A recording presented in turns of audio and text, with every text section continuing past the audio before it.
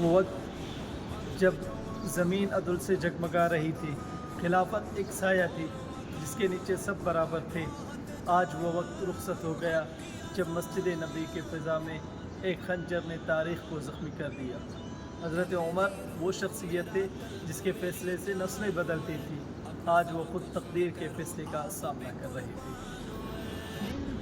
حضرت عمر جب مسجد میں داخل ہوتے تو دیواریں ادب سے جھک جاتی، کیونکہ وہ صرف خلیفہ نہیں، وہ چلتی پھرتی عدالت تھی جس کے قلم کی سیاہی نہیں لہو بہتا تھا۔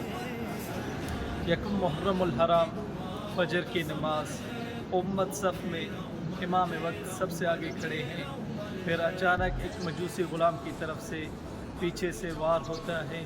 خلیفۃ المسلمین زخمی ہو کر نیچے گرتے ہیں۔